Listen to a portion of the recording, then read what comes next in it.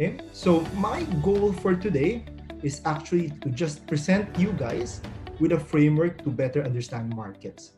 I'm sure some of you already know this, but nevertheless, I do hope to still give you a couple more useful information about this framework.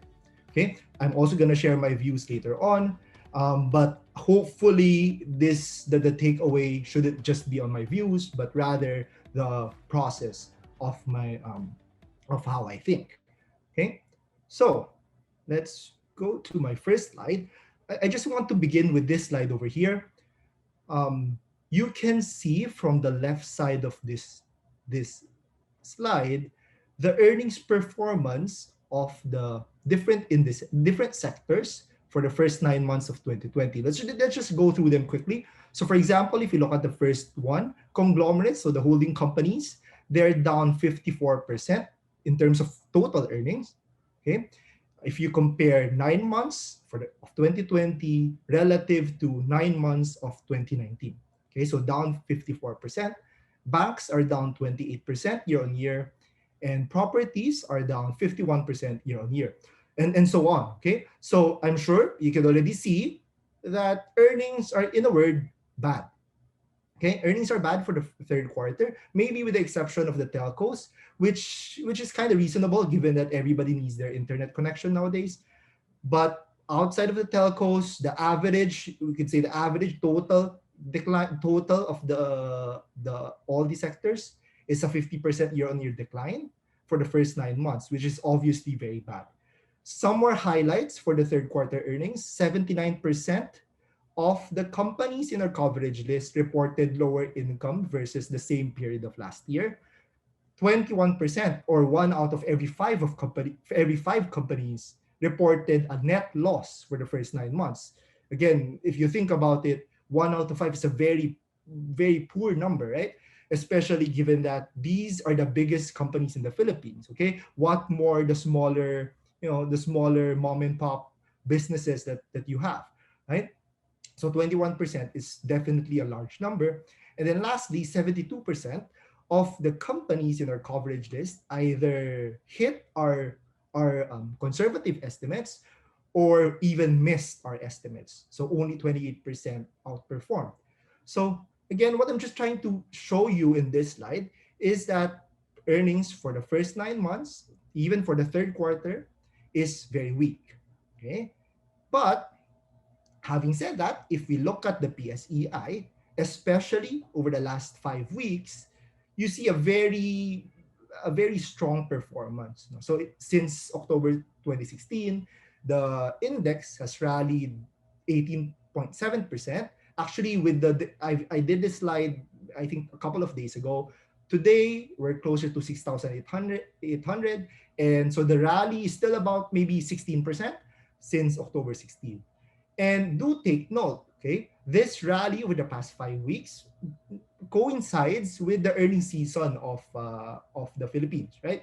The deadline is about November 15, so companies would usually report up to a month before that, right? So this rally that we saw, okay, for the last 5 weeks interestingly coincides with the rally of the earnings season, okay? And so again, my goal for today, if you look at the title of today's presentation, is to hopefully explain the seemingly disconnect between the first slide and this second slide. Okay, but before that, I just want to take a step back, right? So that everybody's in the same in a level field. Okay, I just want to note first, okay, that in analyzing companies, we usually have two parts. Okay, the usual misconception is that when people hear about fundamental analysis, analyzing companies, they usually imagine the income statement, the numbers, yeah, right? They imagine numbers, right? And they think that fundamental analysis is all about numbers, which is in fact wrong. Okay, there's two sides to it: numbers, of course, but also narrative. Narrative is anything that's qualitative, right? A qualitative analysis of the company, right? So, for example, in your analysis, you could say that This company is facing intensifying competition and therefore it's dragging its profitability. That's also part of fundamental analysis. And maybe if you have that view, then you should probably expect numbers to be declining or to be very low for that particular company. So a narrative would have a corresponding numbers equivalent, okay, if I may. Right? Another example would be if you think that a company is aggressively expanding in a growing industry, a good sign, a good indication of this one is if you see revenue growth that is very, very high, okay, high relative to the other companies. So numbers and narratives often come together, okay, but nevertheless there is a distinction, right? And that's the reason why I'm explaining this to you, okay. So, but before that, okay, I just want to add one more thing, right? And I'm sure if you guys have been investing for quite some time, you might have seen this already, and that is that markets are always forward-looking. Okay, I'm sure you've heard of it somewhere, right? But what exactly do we mean by this? Okay, markets are always focusing on what will happen tomorrow. Okay, um, in a word, it doesn't care anymore about the past, right? But instead, it's always focusing on what could potentially happen tomorrow, next year, 2 years from now, and so on, right? And we say that the value of any stock, right, comes from expectations of future earnings. Now, if you think about it, for those of you who know, if you can still remember, your discounted cash flow formula, right? If only you can, okay? Um, if you can remember it, right, the formula is just essentially you're just taking the sum of all future cash flows, right? Um, we don't really add the cash flows in the past, right? And this is exactly the reason why. If you don't know the DCF, don't worry about it. Let me give you a simple example over here. So let's say I give you a choice. Okay, I present to you two companies, okay, company A and company B. And company A is making 1 million pesos per year in income for each of the last 5 years. But going forward, you don't expect it. Let's say you don't expect it to make any more income going forward. Okay. Second option is company B.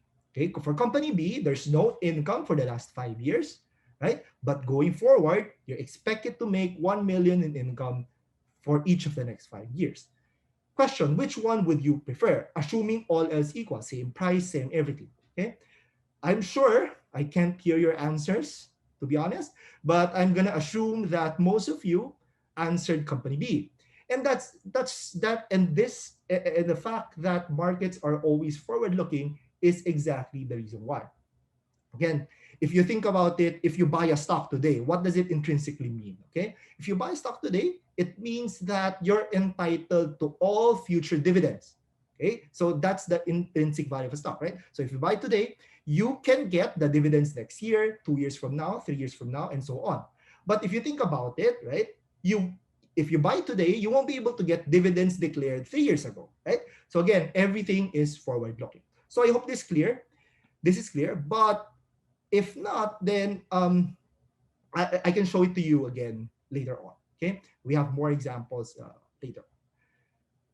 Okay, now the last two slides I've given some theories. Now let's try to combine them. Okay, I'm gonna combine the last slide with the fact that we have two sides of analysis, narratives, and numbers. Okay, what does it tell us?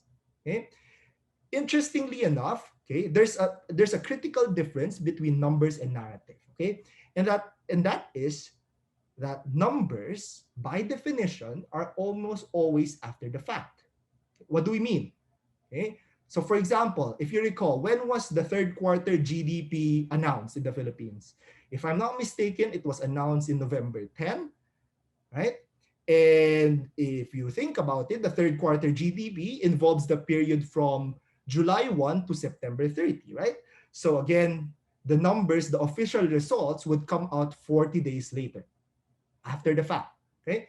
The earnings reports are also the same, right? The only time that companies can announce earnings is obviously when the period is already done and the accountants have already calculated the right margins, the right the right depreciation, whatever, what have you, right? So economists and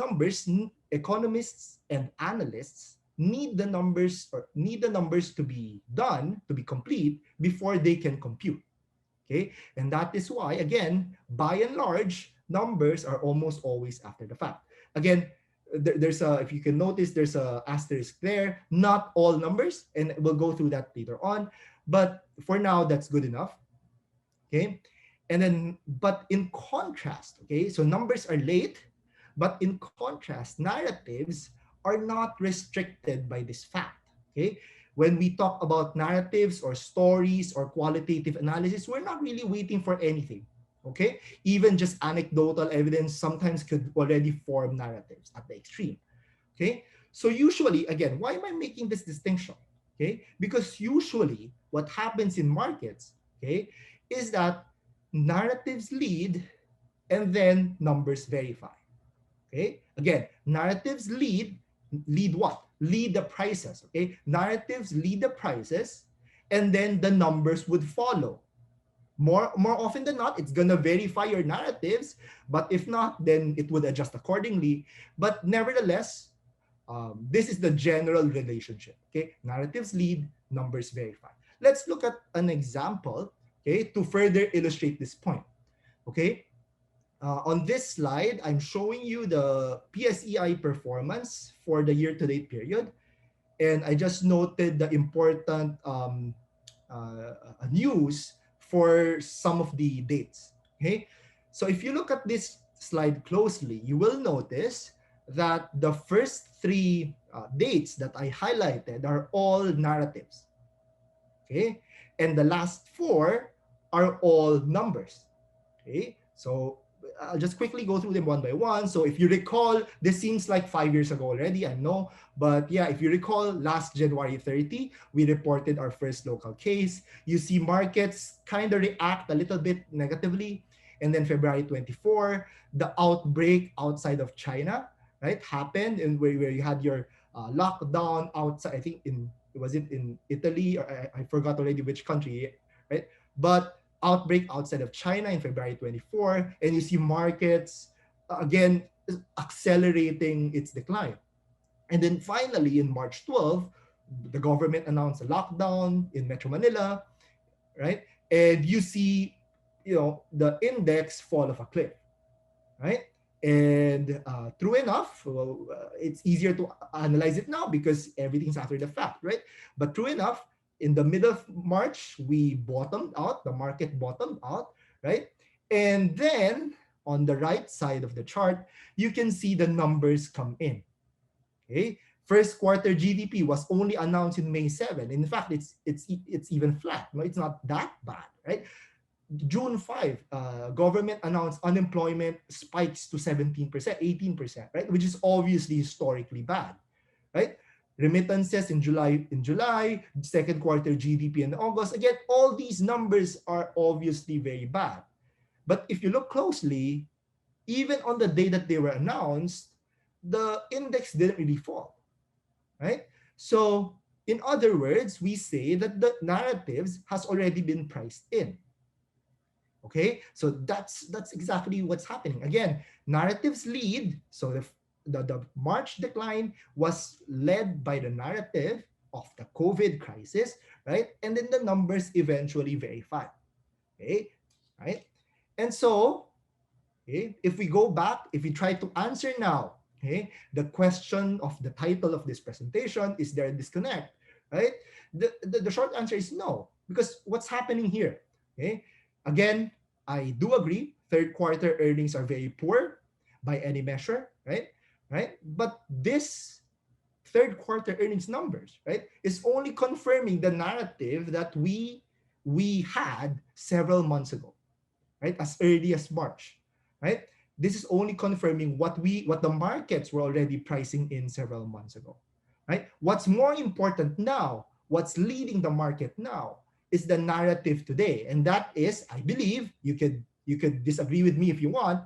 That's not the point of this presentation, right? I believe the narrative today is all about the vaccine and it's all about the recovery, right? Seemingly, I think a month ago, we didn't have any vaccine. Today, we have at least 3 vaccines with very good numbers, right?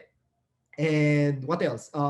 Economy is slowly but surely recovering, right?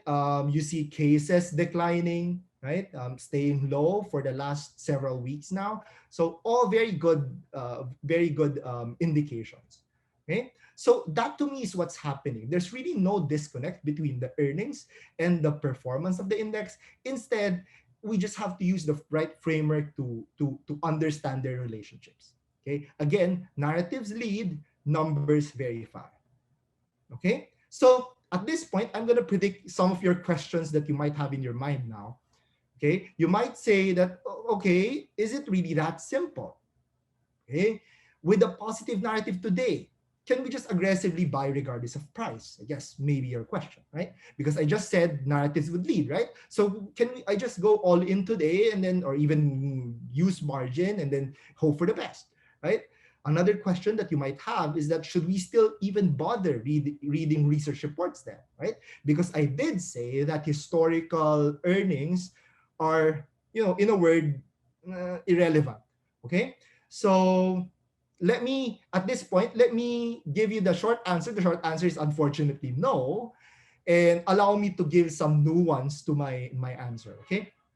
For the first one, given the positive narrative today, can we just aggressively go all in, right? And just to add a little bit of detail, what usually happens in markets is that, okay, you have your narrative, but at the same time, even if you have a positive narrative, it doesn't mean that the share price goes to a million or to infinity, right? It's gonna stop at some point. And what's usually happening is that the markets are trying to anticipate future numbers, and they reflect it in the appropriate share price level. Okay, so again, the markets are always trying to anticipate future numbers. Okay, it's not always right. They're not always correct, but they're gonna try their best to anticipate future numbers. Okay. And so the right question now becomes, okay, if you're following me, hopefully you're still following me, the right question now is whether or not the narrative has already been priced in. Okay? Has it already been fully priced in? And to be honest with you, this is one of the hardest questions in investing, and I don't really want to answer it as of this point. So maybe later on, if you want to ask me questions about it, how do I know whether one is priced in or not? Then maybe you can ask it in the questions later on. Okay, but that should be the question now. Okay. And then secondly, okay, should we still even bother reading research reports? Okay, unfortunately, I would say yes. I am part of the research team, so hopefully you still read our reports, right? But let me give you some reasons why.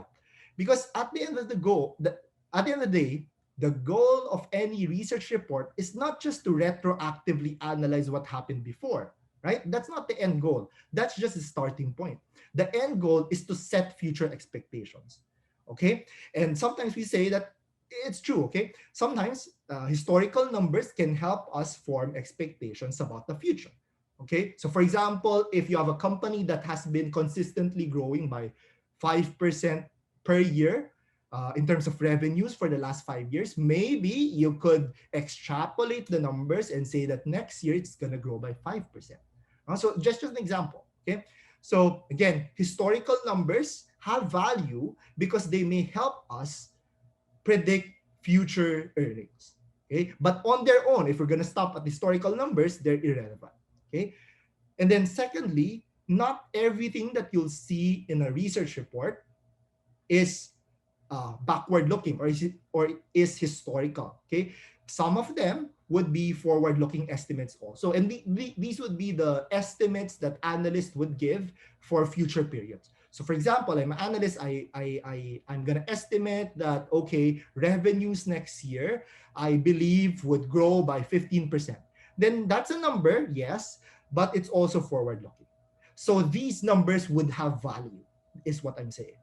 Okay, so again, the end goal when you're reading any report, the end goal is just not to understand what happened yesterday. The end goal is to understand or to form expectations about what could happen in the future. Okay. So as promised, I'm also gonna give you my views as of today. Yeah, so I'm gonna try to apply the things that we talked about in the first slides. Okay, um, first one. Okay, current numbers definitely look bad. I'm not here to disagree with that. Third quarter numbers very bad. Even all the economic numbers that you're seeing today still very bad. Okay, but I really believe that this is already largely expected or largely priced in. Okay, at this point, I just like to make a distinction, okay, with market expectations and analysts' expectation. Okay, some of you might look at them as just one and the same, but they're really not. Okay, let me explain. So market is everybody that's participating in the stock market, everybody that's clicking the button to buy or to sell, they're part of the market. Okay, versus analysts. Analysts are just people with the job, the official capacity of predicting and sharing their views about what could happen in the future, right? So analysts could be a part of the market, but they're only a small part. Let me give you maybe a simple example for this one. So if you recall, the second quarter GDP ended at 17% down year on year. And if you read the news reports, this is much worse than the average of the analysts' estimates, which was about 10% year on year decline, right? But if you look at the performance of the market that day, if it's truly that worse than expectations, then you could expect markets to react negatively, right? Because it's not yet priced in.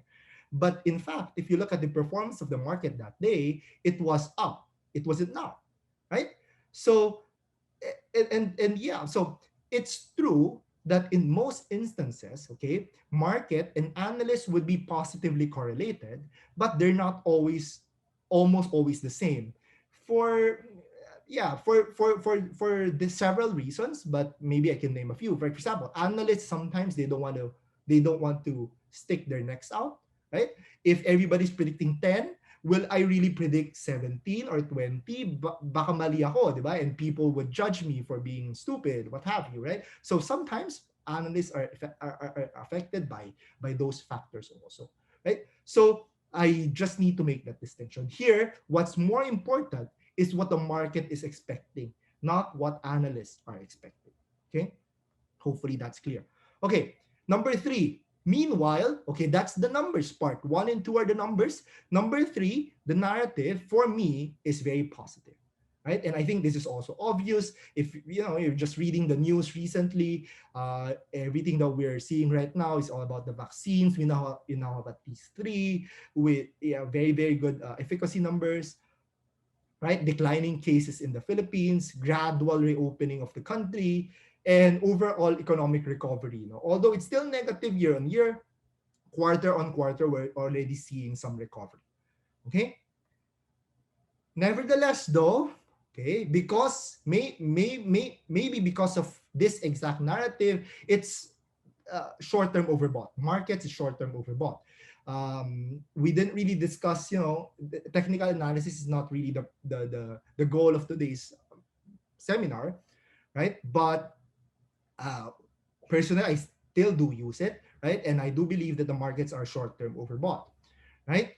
And thus, I do agree with what Ed mentioned a while ago, that the recent pullback is definitely a welcome sign, right? I'm really very happy with the pullback recently. At least, we have more opportunities to accumulate issues.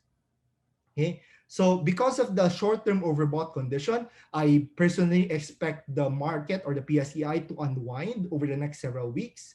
Right? We need the people who made a lot of money, who made too much money over the last 5 weeks to sell their stocks and for other people to come in. And so we have more legs for the next rally. Okay. Nevertheless, I do believe that rotation is still very possible, right? What I personally expect is that some people who made money with the stronger issues would sell those issues and move into the laggard companies. Of course, it's not. It still has to be selective, okay? And maybe it's again out of the scope of this presentation, but I do expect some rotation to be happening within the next several weeks. Okay. Now, if we look at a more bigger picture, okay, the long-term narratives look even more promising, look even better. Okay, and what exactly do I mean by this? Okay, if if anybody of you, for those of you who are investing already for more than 2 or 3 years, I'm sure you've heard of this term, right? The demographic dividend, right? Maybe over the last 1 or 2 years, you're not hearing that because markets are very weak, right? But this is pretty much still the case, and I still believe that eventually we're gonna reap those rewards.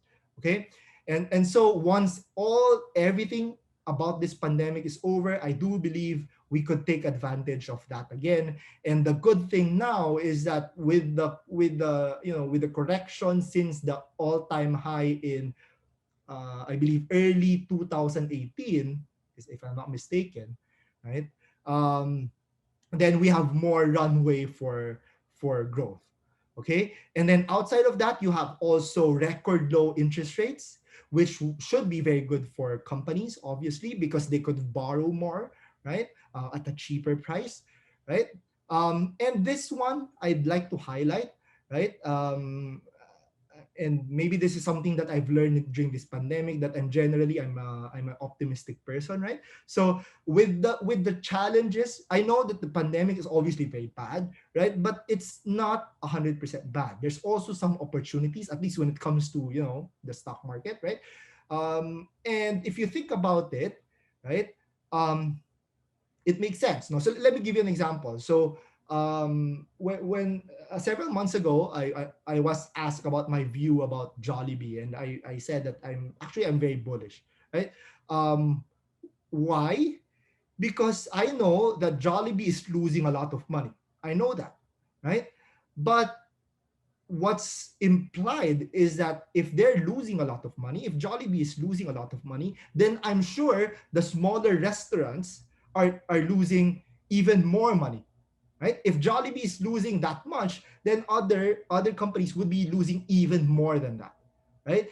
And if you think about it, let's say eventually this is over, okay, and demand picks back up, who among the two would have more resources to aggressively capitalize on the opportunities left behind, right? You can imagine some stores closing down, right, because everything's losing money, right? But eventually, once everything's again back to normal, then Jollibee would have much more resources to capitalize on those opportunities left behind compared to your smaller companies. And so this is what I mean by opportunities with the pandemic. And then lastly, also the CREATE bill. This was only announced, I believe, yesterday. The Senate already passed the bill that would lower corporate income tax to 25% immediately and to 20% in the long term, which is definitely good for earnings of these companies. Right? So overall, in the long term, I really think it's good. And so, okay, sorry about that. So I'm really long term bullish, but please, okay, I don't want you guys to to get back on Tuesday and just go all in and buy left and right, buy stocks left and right. I don't really want you guys to do that. I believe that we still need to be very patient, Okay, I did say that the market is short-term overbought, so please don't forget that part, right? But yeah, I view actually going forward for the next maybe 2-3 months, I'm gonna be continuously looking for personally. I'm gonna be looking for opportunities to buy, right? And that's also what I've been doing actually for the last several months. But I'm gonna continue that going forward. And I often just whenever I feel scared or hesitant to buy, I always think of this question: no? If not now, when will I buy? Right? When the numbers are already good, right? If if we apply the narrative versus numbers framework, right? If the numbers are already all very good, then most likely prices are already there, right? They're up there, right? So if not now, when? Okay. Of course, I'm not really talking now, doesn't really mean Tuesday, okay? But it means we should be actively looking for opportunities to buy. If you know your technicals, then maybe you'll wait for the right setups to participate, to accumulate. If you don't know, don't worry about it. You can just do some sort of EIP, peso cost averaging, to remove that timing aspect, right? But at least for me, I'm just looking to accumulate. Okay. So before I end, just my last slide for today. I do hope really that you focus on the process and not just my views. Okay, for several reasons. Number one, um, um, my assumptions, okay, my views is dependent on my assumptions, and my assumptions could be wrong. Okay, so if you focus on the process and you apply your own assumptions, then you can come up with your own views, which may be better than my views. Okay, so hopefully you do that. And another thing, markets are also very dynamic, right? So my views for today, I could literally change my view over the weekend. So let's say, knock on wood, wag naman sana, but let's say a negative development with the vaccine comes out over the weekend that basically pushes us back, then I might change my view because the narrative then would be different again, right? So yeah, so please again focus on the process, not my view. And yeah, obviously learning something new is always good, right? Okay. And another note, okay, last note, okay, this tool, the narrative numbers that I shared to you, please do take note. It's not comprehensive. It's not the end all be all. It's not the secret sauce of investing, right? It's just one tool. Okay. So don't just say, it's not, I'm not saying that just because a narrative of a stock or of a country is good, just go all in. There's other factors to consider, like the earnings analysis, like your technical analysis, like your sentiment, fund flow analysis, all those other tools that we also need to learn, to be honest, right? But hopefully I've shared this just one simple tool to help you make a bit better decision for your investments.